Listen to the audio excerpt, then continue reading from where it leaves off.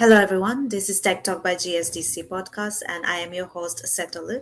And in this episode, we have a very special guest from People Alchemy, Mr. Paul Matthews, who will be addressing some of the most asked questions at GSDC on the topic of organizational agility and learning.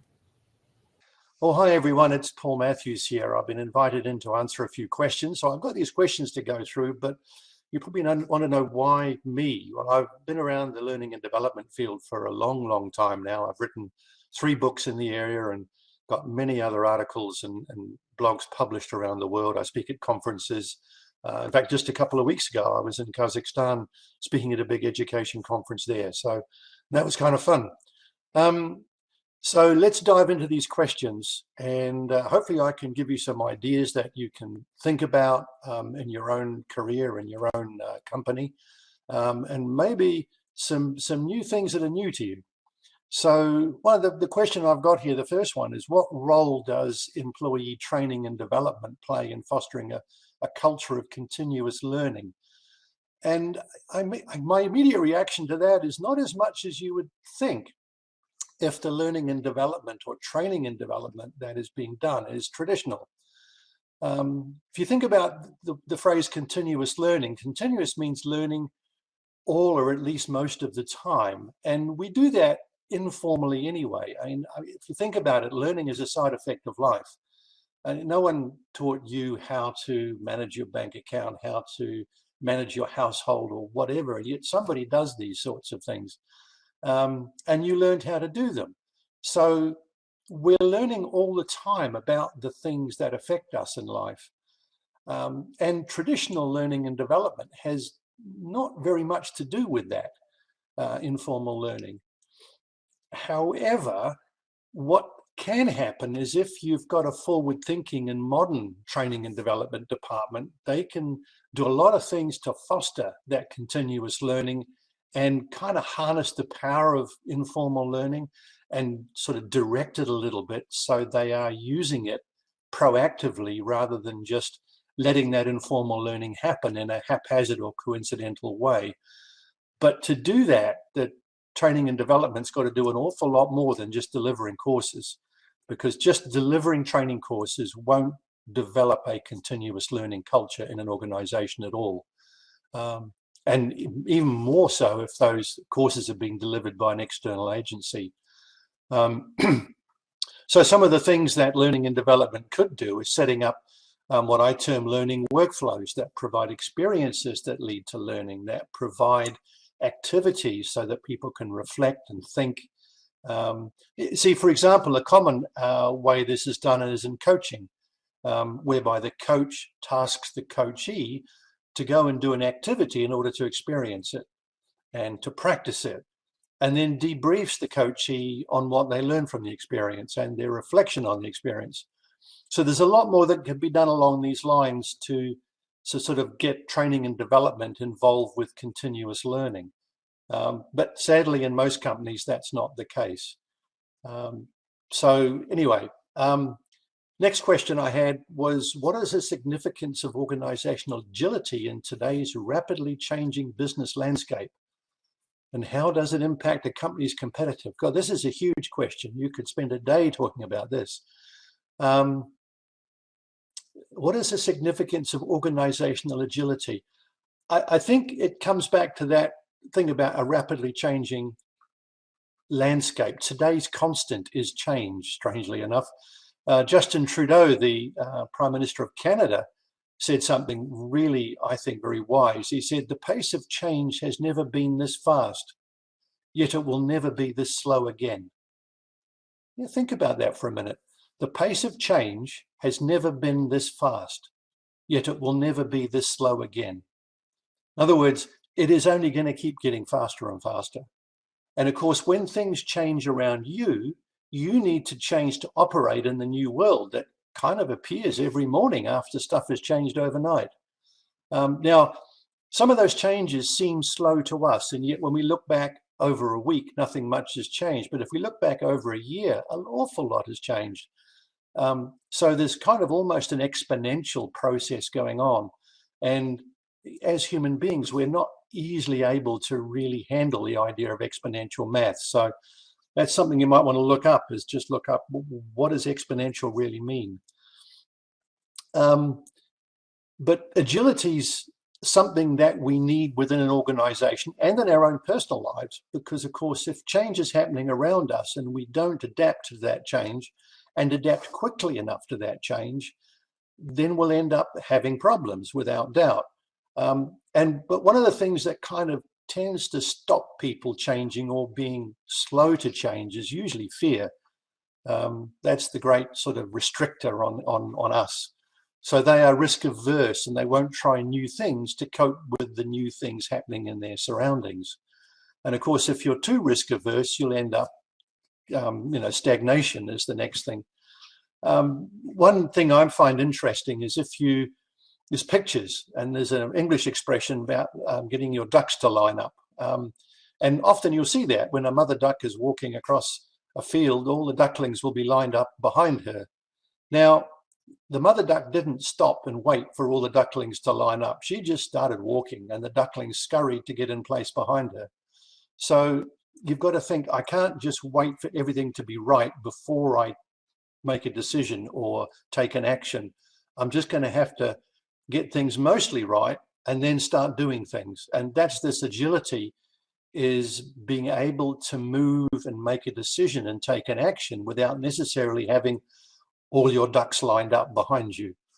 So that's just a little bit about agility in an organization. The next question I had here is, how does digital transformation play a role in enhancing organizational agility and learning? What technologies or tools are essential in this context? Again, another huge question. And this one's interesting because they've put agility and learning together. How does digital transformation play a role in enhancing organizational agility and learning? Agility and learning are two separate things, and you shouldn't really put these, there's a correlation between them, but they shouldn't be conflated into one thing, as this question seems to suggest. So let's talk about agile first, and we were just doing that with the last question. Agile is about deciding things and then acting to change things with some speed, or at least without delay, without procrastination. So agility is about being able to, if the world has changed, then you need to move left now, don't wait till next week or next month. And the digital transformation piece of this is, how does tech get involved with agility? And tech's really interesting because technology can speed things up, without a doubt. Now, be really careful what you speed up, because if the processes you have in place are not very good, then what you speed up are processes that are not very good. So if your processes are rubbish and you speed them up, what you really get is fast rubbish, and that's not going to help. So what I'm talking about here is the difference between efficient and effective. See, if something is effective, it means it works. You take an action and you get the result you're looking for. It's an effective action, it works. Now, after you have something that's running effectively, then you can start looking at, how do we take that action efficiently so that we are minimizing the cost, resources, time and money and so on that are required to take that action. So what happens is, very often people use technology to become more efficient. But what if they're doing that on a process that's not effective? What's the point of doing something that's not effective, but doing it faster or better or cheaper? So you need to really think carefully about getting the process right before you go digital. And in fact, often what happens is people will look at changing the process as part of going digital, and that's fine, but just be careful about utilizing technology to enforce a particular process or a new process, because sometimes tech will actually lower your flexibility and agility because it can lock you into an ineffective process that suits the way the technology wants to work rather than suits what you need as an organization from a process perspective. So there's a need to strike a balance between agility and being sensible. So the first step is look at what you're doing and make sure that it is effective. And then you can start looking at do it efficiently. Don't do it the other way around, because therein lies a problem. So that's just a bit about agility. And then the other part of that question was about tech and the role of learning. So digital is obviously becoming far more important for supporting learning, and particularly if you want your learning to be effective. And when I mean effective learning, I mean learning that results in people doing things differently or doing different things. That's a nice, simple definition of effective learning. People end up doing things differently and doing different things. And clearly the things that they are now doing after they're doing them differently need to be the things that actually will support the organization in achieving, its execution of its organizational strategy, for example. So that's typically called learning transfer in the learning and development world. If you run some kind of training course, how much does that get operationalized out in the business? How much action is taken as a result of that training course? Does it have an impact? Is there a business benefit from that training course? And you only get that when you get learning transfer, which is transferring not just the learning into the workflow, but making sure that it transfers and then gets actioned and made effective, made operational. And learning transfer is really important. I wrote a book on it. And that's where you start looking at making sure your learning is effective, is making sure that you get learning transfer. What you can do with that is you can use technology to improve your ability to do learning transfer. And this means that you need a lot more than just a learning management system with a bunch of e-learning courses on it, because quite honestly, just delivering e-learning or delivering a course as an event and then walking away will not typically result in much learning transfer at all. The research around shows that it's usually around 10 to 15 to 20%, maybe maximum. Now that's a very bad failure rate for a training course. So in order to get a much more effective training course, you need to bolt in or put a wrapper around that training course that means that learning transfer occurs and people start doing things differently. And the way to do that from a technology perspective is to use what I term a learning workflow tool. And there's a bunch of articles on my website. I'll give you the website later where you can look at the blogs and things that'll help you understand what a learning workflow is and how it can be used.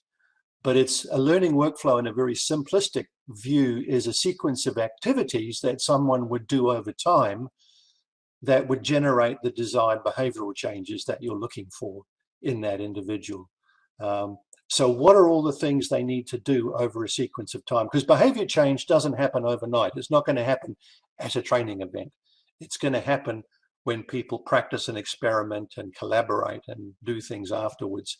So you need that whole sequence of activities over time, and a simple way to describe that is a learning workflow. A workflow is a sequence of activities spread over time to get a defined and desired end result.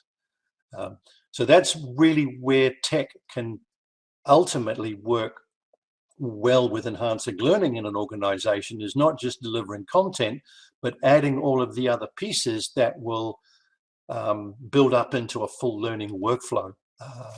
And if you're doing training courses and there's no learning workflow wrapped around it, I'd have to question, what's going to happen as, how beneficial is that training course to the organization?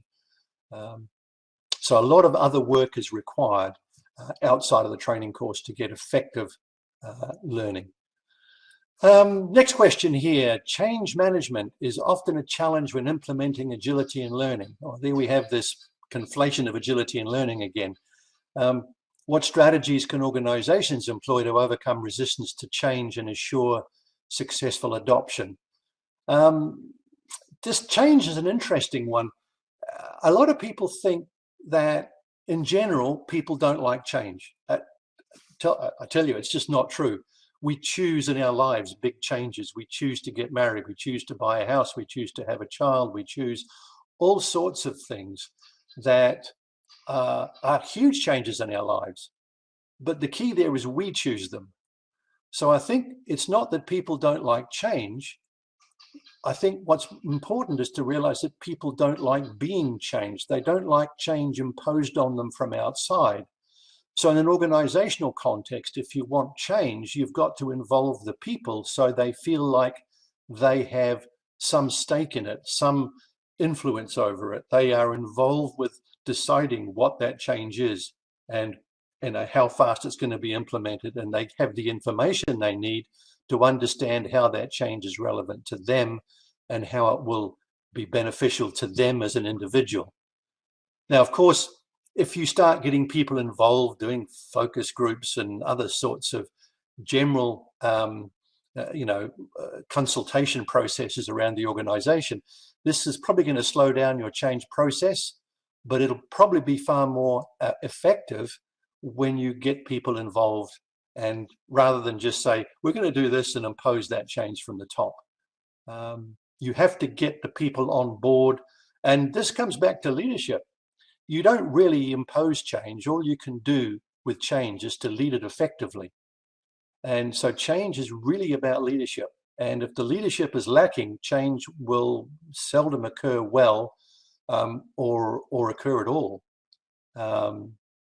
So the other thing that'll happen if you go out to consultation with various parts of the organization and a number of people, you will generate many new ideas from different perspectives, some of which may well be very useful and better than the one that you started with. They may also help you avoid doing something stupid by saying, well, actually, we've already tried that and it didn't work. Now, that's not to say that the same thing won't work now, because, of course, the world has changed, the world has moved on. But generally, you need to find out what the experience is out there and actually focus on the people who are going to be the recipients of the change and say, what's going to work for you? How can this be relevant for you? So there's really three things you need to think about there. In terms of stakeholder management, is managing all of the different people who are going to be affected one way or another, is you need to focus on the mindset of the individuals so that they want the change, they are happy, that they think that change is going to be good for them and relevant to them. The next thing is you need to look at the whole change process. How do you get the different people involved? And then you've got to look at the background culture within which the change is taking place. So what's happened before? How resistant are people to changes imposed by the organization? Have they had prior bad experiences? If that's the case, you've got a lot bigger marketing issue to deal with. So there's an awful lot more to talk about there with change. And you could do well to have a look at the work of Kotter, Kotter, and his 8 sort of little steps of change. Next question we've got here. Can you share some real-world examples of organizations that have successfully embraced agility and learning to navigate uncertainty and drive innovation? Again, we have this agility and learning pushed together in a way that probably isn't helpful for the question. Actually, many years ago, I worked with a big bank here in the UK, and it was a program that they wanted to run because they realized they had a very risk-averse culture.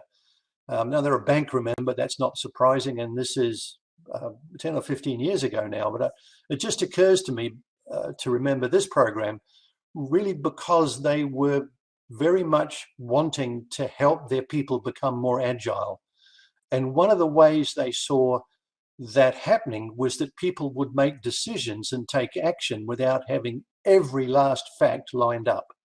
In other words, within the bank, they were all waiting for the ducklings to line up before they crossed the road. And that was actually causing the bank to be very slow to respond to the market, slow to respond to customers, and certainly slow to respond to, back then, there were just the first steps of some of the challenger technology banks who were coming in. And they were actually a very slow-moving organization and not agile enough to compete with the new disruptive contenders in the banking sector. And actually, they did quite well. They certainly changed the culture with that program. But having said that, maybe not enough, because now there are, and certainly in the UK, quite a few small challenger mobile app technology only banks without branches, and they are really taking a big chunk of the banking market now away from the big old traditional incumbents. So that's just a little bit about an organization I did work with. I've worked with many, many others in that same area. How can small and medium-sized enterprises with limited resources begin their journey towards becoming more agile and focused on learning? Well, small businesses are usually agile already. They have to be. They've got less inertia. It's not like a big organization where the analogy often used is like turning an oil tanker. It takes miles and miles, and it's a huge radius. A small organization can, if it wishes to, change very fast, typically in terms of how they do things. And often the level of agility a small organization has is based more on how risk averse the managing director is than on their ability to do it. They can do it if they want to do it. So agility is normally easier for small organizations than it is for larger ones. In terms of learning, I think it's the same for small or large. One of the things that's important with learning is the leader has to lead and create a compelling vision. I talked about leadership before. And what I mean by this is if the leader creates a really compelling vision of the future, then the staff will want to support that vision. They'll want to go on that journey. They want to be part of that future vision. That's so wonderful. I want to be there. I want to be part of that. I love what you're doing. I love where we're going. What do I need to do to climb on board this train and join you and support you in making this vision happen? So if the leader has a really compelling vision, that's what people will do. They'll want to contribute. And as a result, they will learn anything they need to learn in order that they see as relevant to supporting that vision. They'll want to do the learning. So that leadership is really important. But the opposite's also true. If the leader does not have a compelling vision, or the work itself is just seen as meaningless by the staff, why would they want to learn? So if the leader's saying, well, where we are is kind of okay, I don't figure we need to be anywhere else, then the staff will say, well, who I am and what I know is plenty adequate for now, so I don't need to learn anything, so I won't bother learning. And so the leadership is vital as fuel for the learning in an organization. Now, it's not necessary for the leader to espouse that learning is good. I mean, it's great if they do. It's really helpful. But so if the leader says learning is good, that's great. But they don't have to. But what is really important is that they create and communicate a vision. And that's important. There's a lovely quote by a Frenchman, Antoine de Saint-Exupéry, who said, if you want to build a ship, don't drum up the men to gather wood, divide the work and give orders. Instead, teach them to yearn for the vast and endless sea. I think that's a lovely idea. It's about that vision to get people involved, and that's what will get people in. I got one final question here. What emerging trends and best practices should organizations be aware of in the field of organizational agility and learning in the coming years? Well, the obvious one to talk about now is AI. In terms of artificial intelligence, it's a game changer. We don't quite yet know what's going to happen. It's kind of exciting. It's kind of scary. It's a hell of a ride. It's like a roller coaster where you can't see what's happening at the other end. So AI is obviously a big trend. We have to be careful again with AI as it exists now. But of course, it's improving so fast. We kind of don't know what it's going to be in 12 months' time. The last 12 months has been a hell of a ride. So what we have to also be careful of is that we're not using AI just to speed up an existing rubbish process or just to do things more efficiently. Now, sometimes that can help a bit if it frees us up to then look at the processes we've got and make them more effective. But just be careful you're not just using AI to speed up ineffective processes, which we talked about before. I think the other thing, certainly in learning, is the various agile project practices already established. Now, I think most of you are probably in the IT field, from what I understand. So, agile is something you'll be familiar with. Is how can we build something that's good enough to go forward with for now and start getting feedback and then keep iterating and so on. So, this whole agile approach is something that's baked into a lot of modern IT projects. I think it would be really helpful for organizations if they started learning from the people who had agile skills in IT and brought that back into organizational change and so on. So I think that's those sort of two trends. And of course, alongside agile project management comes the whole concept of design thinking and things as well. So I think that's kind of all we got time for the moment. And so just any questions, find me on LinkedIn. I'm very happy to answer. So you'll find me on LinkedIn. So really nice to speak to you guys today. Thanks for your time. Really appreciate it. That was Mr. Paul Matthews addressing your top questions on organizational agility and learning. For more knowledge-worthy content, subscribe to our channel and follow Tech Talk by GSDC Podcasts.